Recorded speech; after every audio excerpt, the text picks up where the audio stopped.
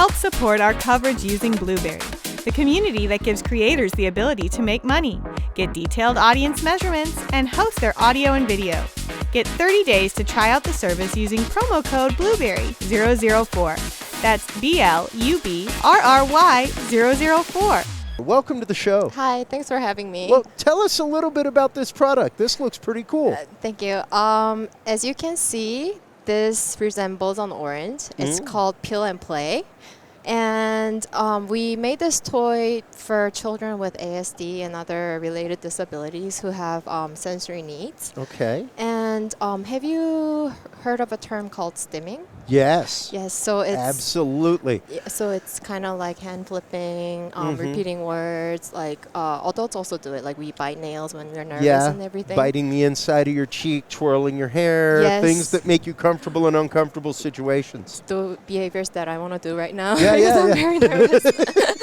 So these children, especially young children with ASD and other children with like sensory needs, they do these stimming behaviors to regulate their emotions, their stress level. It kind of gives them comfort, joy, and all that kind of stuff.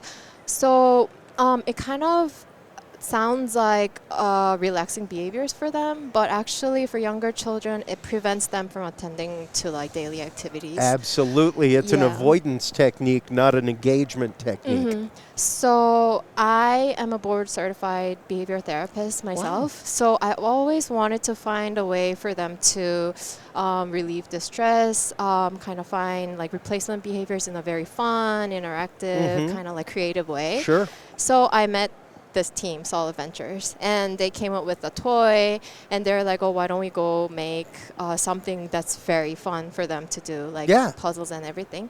So let me explain a little bit about our toy. Okay. So we can kind of like peel it off like an orange. Okay. So if you touch it, if you don't mind touching it, no. you can feel the That's vibrations. satisfying. Yeah. So every time you touch, click on it and like peel it off, put it back on, you can kind of feel all the vibrations. Well, and lights, all kinds of things start happening when you're doing it. And once again, this is for kids that need a fidget. Right. You know, to get past something. Definitely. This is incredible. Yeah, so it gives you like a tactile feedback. Yeah. Well, tactile feedback, visual feedback. So let's get into a little bit of the technology behind this and how it works. Okay, so we implemented like a haptic device technique inside it. So every time we put the pieces into the thing, it gives you like a vibrating mode and everything. And also like the LEDs and stuff, we also put some songs in it as well. So it gives you like auditory and visual and all that kind of stuff. And when you peel off the pieces, we kind of wanted them to be more creative with the pieces. So you can put these pieces together to shape like a form, like different shapes, like animals, numbers, and like you can create like rabbits and all the different kind of like shapes as well. So they can play with the puzzles. And there are also like different gaming modes to it. So let me introduce you to one of the gaming modes. Okay.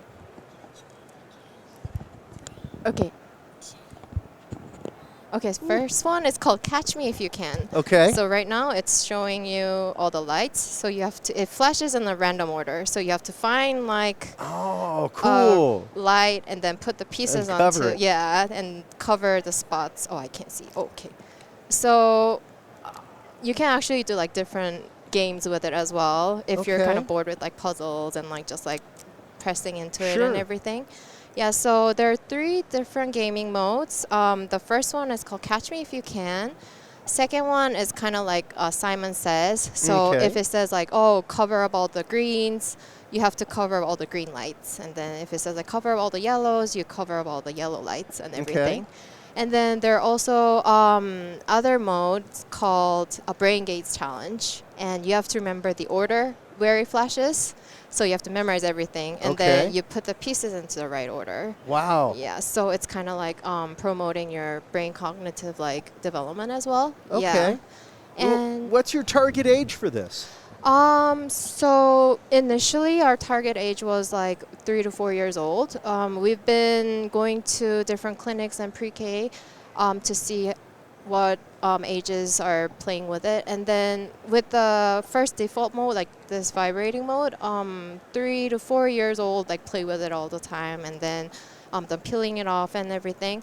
But then the puzzle mode and the gaming mode, it's targeting towards more like elementary schoolers, like around 9 to 10 even. Sure. So yeah. Sure, picking up conceptual and different things like that. Now, what are some of the other applications that you're looking at for this technology? So we are thinking of connecting it to like an application where it monitors development as well. So we're creating an app for that.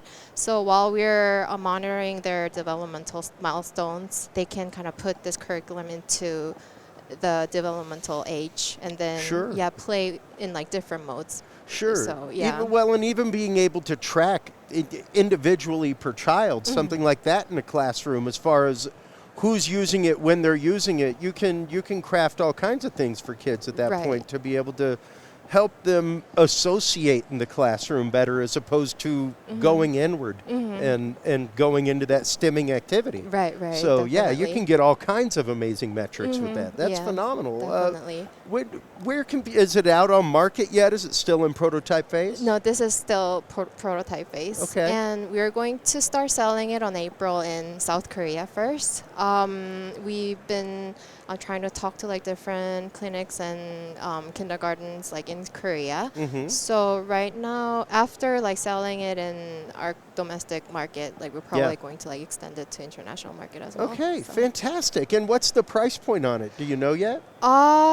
In Korea, somewhere between 100 to 200. Okay. Yeah. So but we haven't really talked about international. Well, not bad for a device like that helps in so many ways psychologically with children, especially if you have a child that is autistic, anything like that heavily uses stimming to soothe themselves.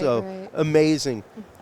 Kwan, pleasure meeting you. Thank you so much. Let everybody know where they can go to find out more about Solive Ventures, or Solive Ventures. Rather. Yeah, Solive Ventures. We are at the Seoul Pavilion booth, so you can just come see us over there. Awesome. Yeah, fantastic. Well, thank you so much for the time. Thanks I appreciate for having it. me. Thank you very much. 100%.